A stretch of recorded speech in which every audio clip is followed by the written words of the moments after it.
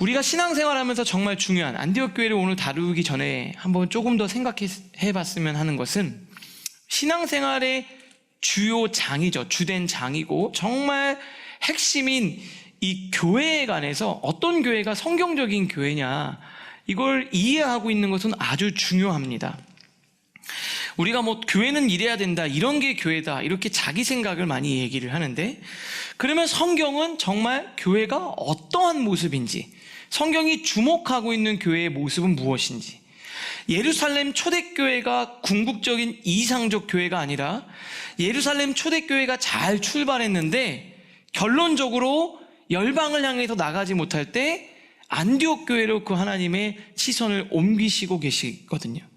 그러니까 안디옥 교회를 통해 어떤 교회가 정말 좋은 교회인지를 저희가 살펴보려고 합니다.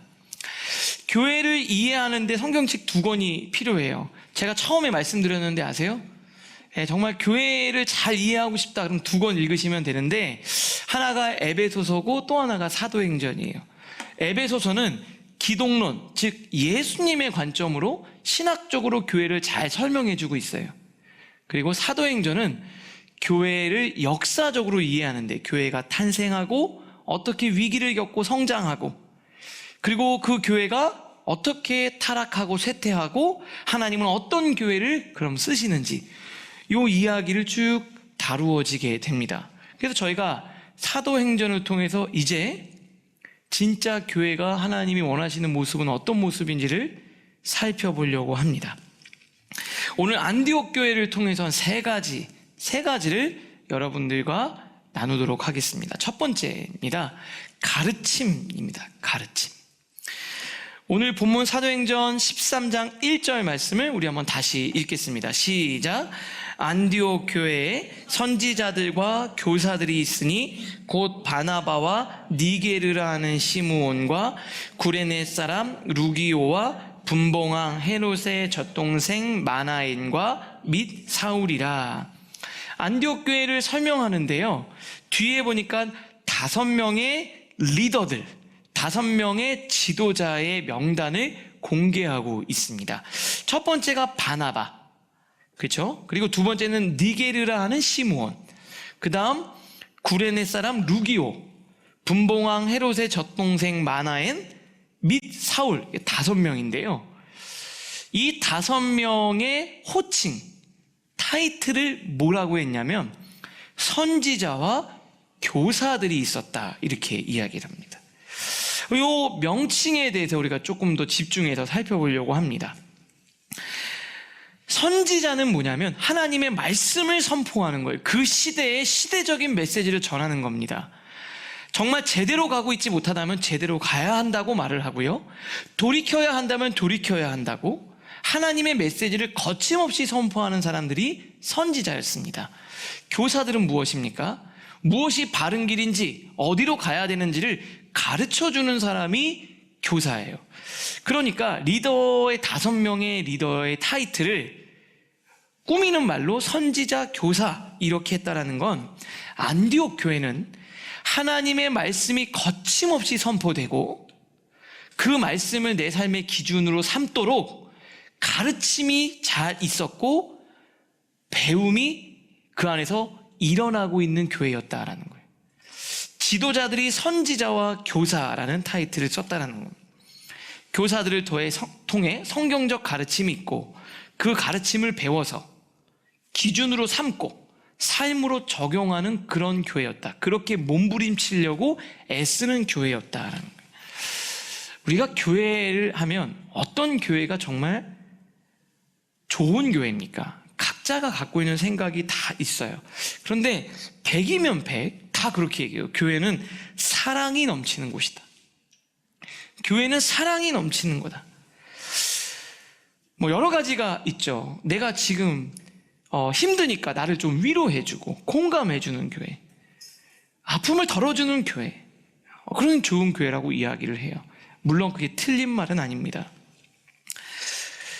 그런데 그 말 속에는요, 가르침을 받기보다는 위로받기를 더 원하고 배움을 얻기보다는 이해받기를 원하는, 그리고 그것이 주된 사역이 될 때 좋은 교회라고 생각을 합니다. 그런데 여러분, 초대교회부터 안디옥 교회 그리고 한국 교회 지금까지 오면서 교회는 하나님의 말씀으로 가르침을 받는 곳입니다. 그래서 교회를 한자로 가르칠 교자를 써요. 그런데 어떤 사람들은 모이고 교제하는 것, 이것을 중요해서 바꿔야 된다 하지만 기본적으로 하나님의 말씀이 선포되고 그 말씀을 내가 배우는 곳입니다. 그걸 위로나 공감을 안 하겠다는 것이 아니라 왜 그러냐? 이게 중요한 겁니다. 진정한 위로, 진짜 아픈 걸 치료받고 이 사람이 회복되고 행복한 인생을 살기 위해서는 우리를 지으시고 만드신, 우리를 너무나도 잘 아시는 하나님의 말씀대로 살아야지만 가능하기 때문에 그렇습니다.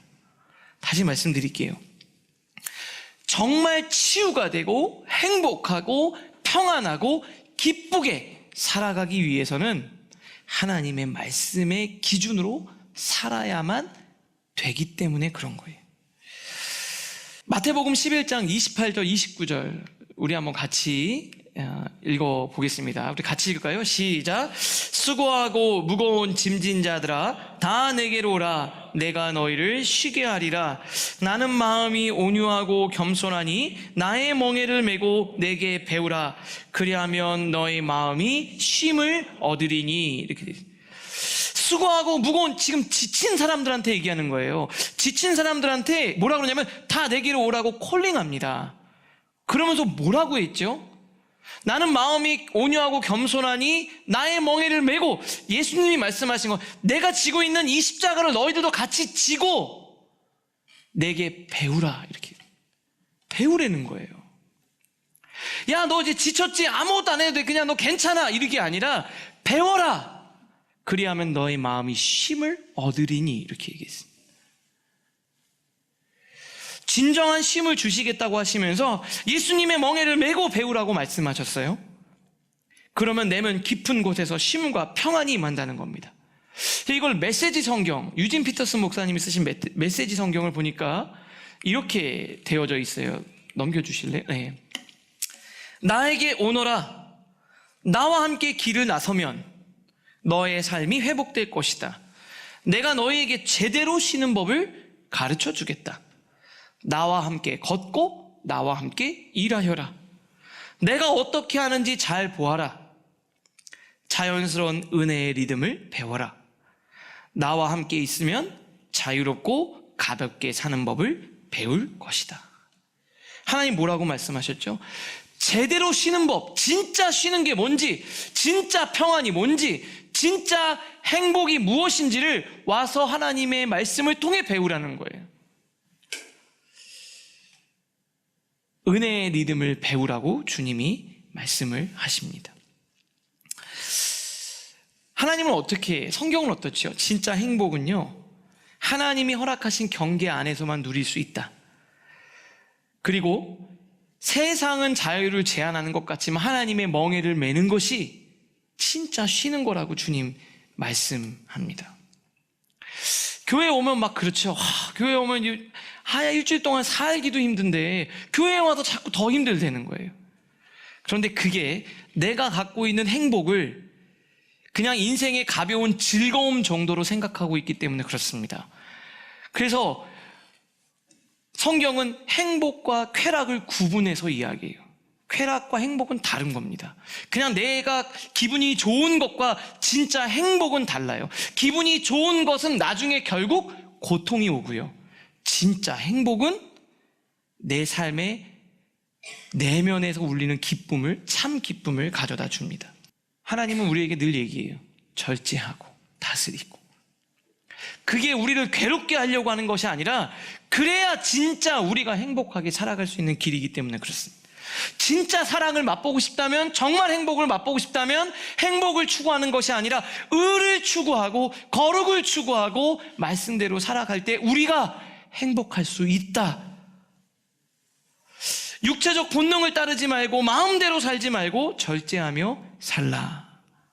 이렇게 이야기를 합니다. 교회는 하나님의 말씀으로 가르침을 받는 곳입니다. 오늘도 여러분의 삶에 하나님의 말씀이 기준이 되고 여러분의 삶을 돌아보고 이 예배 가운데 하나님의 놀라운 은혜가 여러분들 안에 가득할 수 있기를 주님의 이름으로 축복합니다. 그냥 단순히 감정적으로 그냥 내가 위로를 받는 선에서 그치는 게 아니라 진짜 내 삶이 하나님 안에서 정말 뿌리부터 회복됨을 경험하는 곳, 저는 그런 곳이 바로 우리 라이프 처치가 될 수 있기를 바랍니다. 안디옥 교회는요, 그 지도자들이 선지자와 교사들이었습니다. 그들로부터 가르침이 있었고 배움이 있었습니다. 매 시간마다 하나님의 그 놀라운 은혜를 경험하고 참된 행복을 경험하는 여러분들 되실 수 있기를 바랍니다. 두 번째는요, 조화입니다. 이 안디옥 교회 아까 리더십 명단을 소개했는데 굉장히 독특한 또 하나의 특징이 있는데요, 멤버들의 출신 성분이 다양하다는 거예요. 제가 한번 다시 보니까 안디옥 교회의 선지자들과 교사들이 있는데 바나바, 첫 번째 사람 바나바가 있었어요. 바나바는요, 구브로 출신 유대인입니다. 정통인 유대인이에요. 그리고 바나바가 우리 아시다시피 굉장히 부자였어요. 그래서 초대교회에 많은 재산을 헌금을 했죠. 그러니까 부유하고 그리고 정통 유대인이었던 바나바가 있어요. 이 사람은 완전한 유대인이었습니다. 그 다음 두 번째는 니게르라 하는 시므온이 있었어요. 여기서 니게르 이러면은 이게 검다라는 뜻이에요. 그러니까 아무래도 이 흑인이 아니었을까, 아프리카에 있는 흑인이었을 거예요. 노예였을 수도 있을 것 같습니다. 사는 지역도 다르고 피부색도 너무 다르죠. 그 다음에 구레네 사람 루기오, 구레네는 북아프리카에 있는 사람이에요. 이방인이었죠. 그 사람도 여기에 멤버였습니다. 그리고 분봉왕 헤롯의 젖동생 마나인, 여기서 말하면 이제 젖동생이라고 하는데 이게 실제로 피를 나눈 형제가 아니라 거기서 이렇게 아이를 낳으면 유모가 있잖아요. 근데 그 유모가 다른 이 귀족들, 왕족들을 같이 이 유모가 젖을 먹이면서 키운 거예요. 그러니까 어렸을 때 그냥 헤롯 왕과 형동생 하면서 어렸을 때 지내는, 지금 우리 뭐 라이프 처치에 보면 같이 우리 아이들이 막 같이 형동생처럼 뛰어놀잖아요. 그렇게 같이 지낸 거죠. 그러니까 이 사람은 아주 왕족이거나 최상류층에 해당하는 사람이에요. 그리고 누굽니까? 사울이 있었습니다. 너무 다르죠. 그런데 이 너무나도 다른 사람들이 아름답게 하나로 조화를 이루는 사람이에요.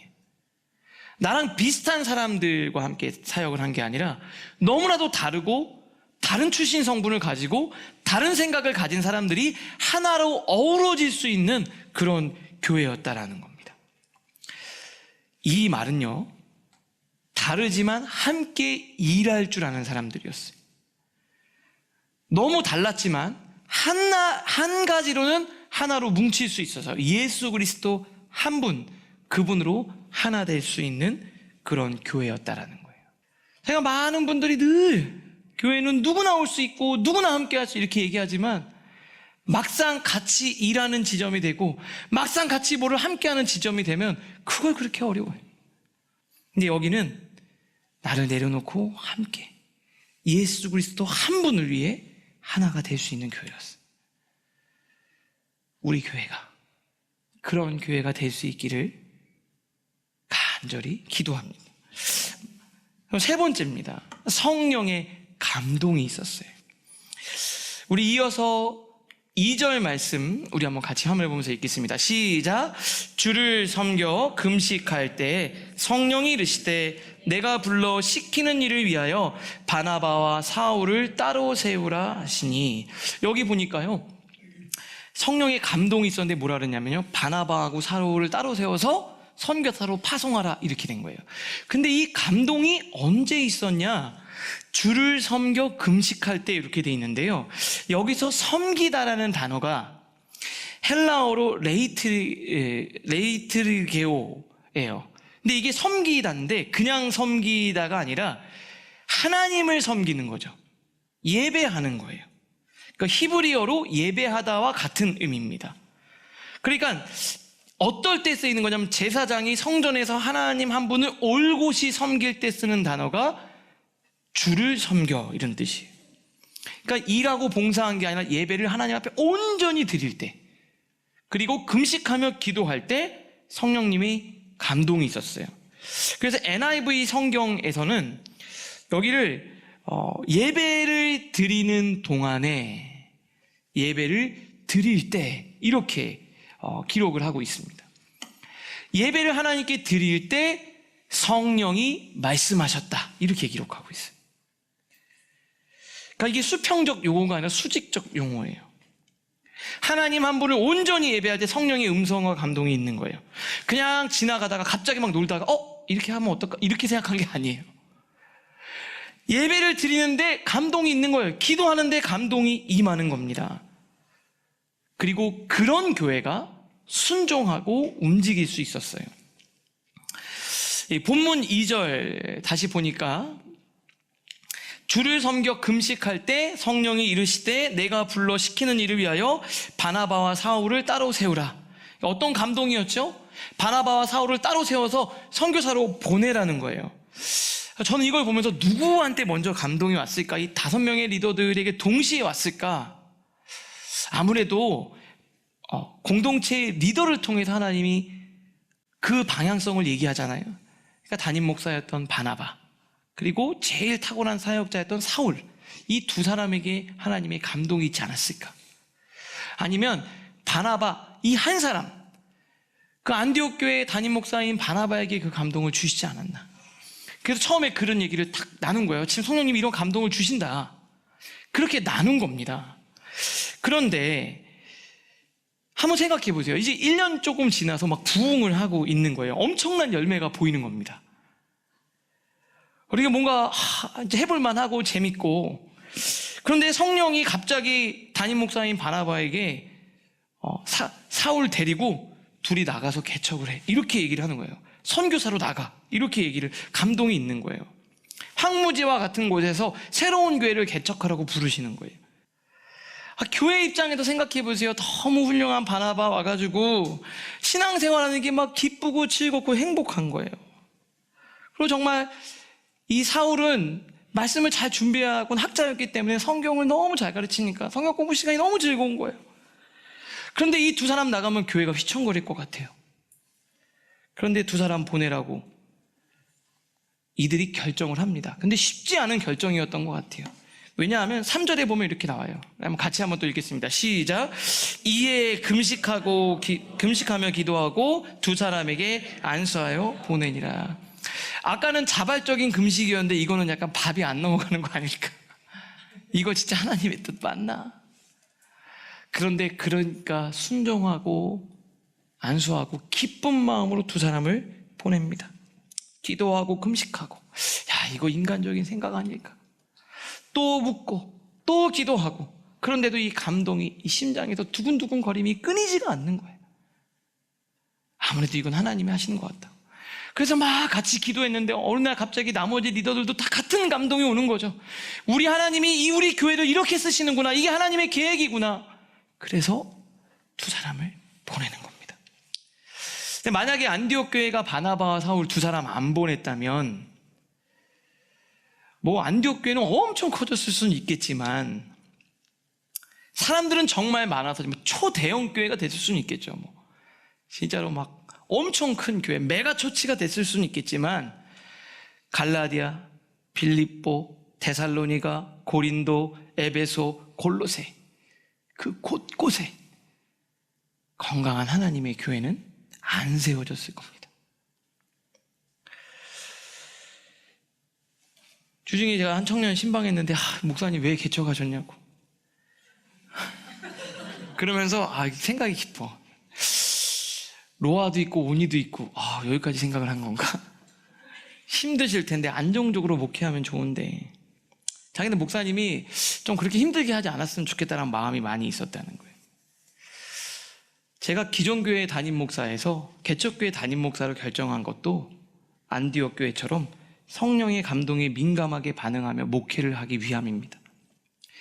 도시를요, 선교지로 보고 젊은 세대를 선교 대상으로 보고 불필요한 에너지를 빼며 미디어와 문화를 통해 이 시대에 거침없이 민감하게 인간적인 생각 제하고 하나님의 일을 하기 위함입니다.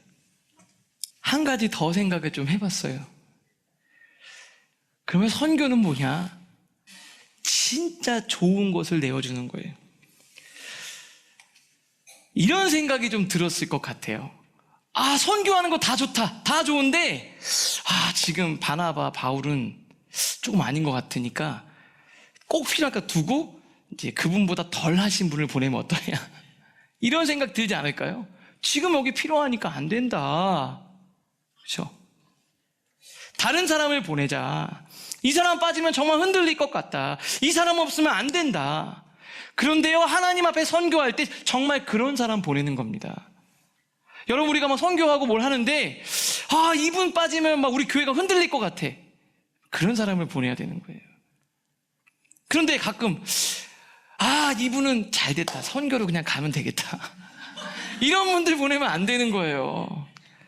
이 사람은 정말 아깝다, 정말 우리 교회 너무 필요한데 아깝다, 그 너무 소중한 걸 하나님께 내어드리는 거예요. 이 교회의 결정을 보세요. 너무 소중한 것을 하나님께 내어드린 거예요. 얼마나 내어드리기 힘들었으면 금식까지 했겠습니까? 그 감동을 듣고 몇 번이나 물었겠죠. 그러나 그렇게 결정한 겁니다. 그 짐 엘리엇이라는 선교사님이 있어요.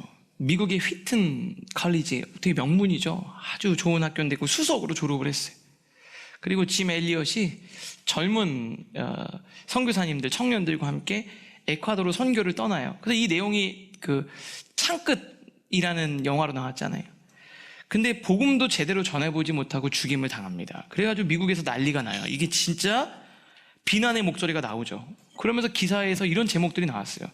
도대체 얼마나 불필요한 낭비냐, 이게 얼마나 낭비냐, 더 효율적으로 잘 쓸 수 있는데 얼마나 낭비스럽냐, 이런 얘기들을 막 여론이 일어나는 거예요. 그런데 짐 엘리엇 그 아내가, 그 아이도 있었는데 아내가 자기 남편의 일기장을 공개하면서 그 일기장에 있었던 글을 통해서 답변을 해요. 19세 일기장에 이렇게 기록되어져 있었대요. 주님, 그러니까 엘리엇이 쓴 거예요. 성공하게 해주세요. 높은 자리에 오르는 것이 아니라 제 삶이 하나님을 아는 가치를 드러내는 전시품이 되게 해주세요. 그리고 너무 유용한 말이 그 다음에 써있죠. 영원한 것을 얻기 위해 영원하지 않은 것을 버리는 사람은 바보가 아니다. 그는 이렇게 하나님을 위해 쓰기를 기도한 거예요. 좋은 것을 내어주는 저희 교회가 될 수 있기를 바랍니다. 제가 보니까요, 진짜 남 도와줄 때, 진짜 힘들 때 좀 적당한 건 도와주는데 진짜 좋은 걸 주는 사람은 많이 없더라. 제가 우리 이명식 목사한테 그런 얘기 진짜 많이 했는데, 여러분, 하나님 앞에 우리 인생을 드리지 않습니까? 그죠? 한번 생각해 보세요. 이게 되게 중요한 얘기입니다. 하나님 앞에 내가 드릴 건데, 우리 교회가 선교도 이제 할 건데, 유통기한 다 돼서 유통기한 끝나기 전에 아까워서 드리는 것보다 정말 좋을 때 드리는 거 멋진 일 아닐까요? 여러분, 청년인데 이제 할 거 다 해보고 하나님 일 하는 게 아니라, 여러분의 인생이 가장 에너지가 있을 때, 가장 빛날 때, 가장 멋질 때, 그때 하나님께 그 일을 쓰는 것도 멋있는 일 아닐까요? 여러분, 낭비라는 게 뭡니까? 하나님을 위해서 쓰는 게 제일 잘 쓰는 일입니다. 그렇죠? 우리 교회가 그렇게 하나님께 쓰임 받을 수 있기를 주님의 이름으로 간절히 기도합니다. 여러분의 인생에서 가장 빛날 때, 할 거 다 하고 이제 조금 시간이 남아서 하나님께 드리는 게 아니라, 가장 빛날 때, 가장 멋질 때 우리 하나님께 쓰임받는 여러분들 되실 수 있기를 주님의 이름으로 축복합니다.